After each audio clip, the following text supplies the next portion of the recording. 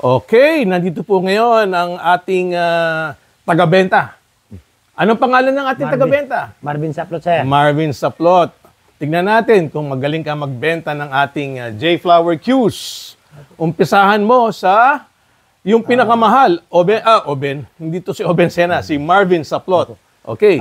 Umpisa po tayo, dito tayo sa break and jump Q. Ito po, kaya po ito ay 19,000. Pwede niyo po pwedeng pang break Q, pwede rin sa jump Q. Kaya po ito ay medyo may presyo po. Pero maganda po ito kasi gawa po ito sa carbon fiber. Ang pangalawa po namin, ito naman pang break lang po ito, break Q. Ito po naman ay nagkakahalaga ng 17,000 break Q po. At kung gusto niyo naman po, meron po tayo ditong pinakamura, jump Q. Nagkakahalaga naman po ito ng 15,000. Pwede pong bumili kayo nito kasi kaysa bumili po kayo nito, tsaka ito pong magagawa nito ay kaya pong gawin ng isang ito. Ito po kasi ay pwedeng break and jump Q.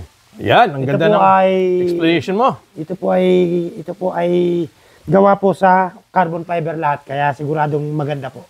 Okay, pakihawak mo nga yung pinakamahal muna. Ito po. Yung tinatawag na break and jump. Yan po kasi, kanya mamahalin po yan. Actually, hindi siya mamahalin kasi hindi na pa kayo bibili ng break Q tsaka jump Q. Ayan po yung break Q tsaka jump Q. Ito, pinag-combine eh. Di ba?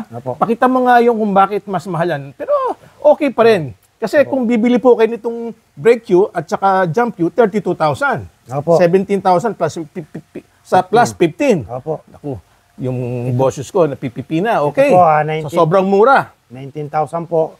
Para po mag-jump Q siya, pwede nyo pong Sige, tanggalin mo nga. tanggalin po dito. Dito po. Jump Q na siya. Pag tinanggal mo, no? Yan po ay gawa lahat sa carbon fiber. Kaya sigurado pong matibay, hindi po tulad ng kahoy. Jump Q na po siya. Jump Q na siya. Ikutin mo nga, Mr. Saplot. Yan, jump Q na siya. Okay. Okay, balik mo ulit at pakita mo na kung gusto nyong gamitin pang break Q. Yan po ay ginagamit ng mga amateur karamihan kasi ayaw nila ng maraming bit-bit. Pang break naman po, pwede nyo na lang idugtong. Dudugtong na lang. Ito pong extension.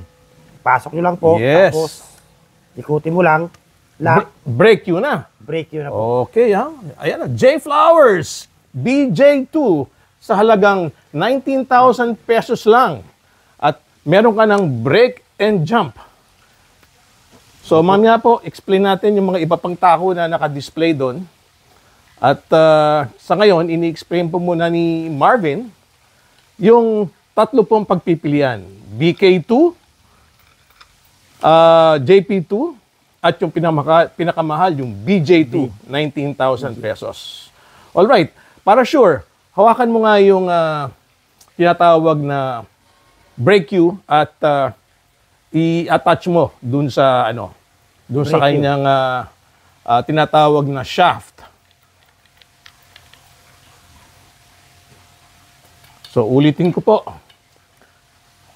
Yan po ang mga choices nyo. BJ2, 19,000. BK2, 17,000. O yung JP2 na nagkakahalaga po ng 15,000 pesos. Ayan, ito po yung ating break Q. Ang ganda ng design. Color yellow. Ayan po.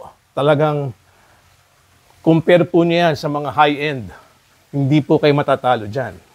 Yes, ayan po. Tinatanggal na ni Marvin at ipapakita niya yung JP2 naman.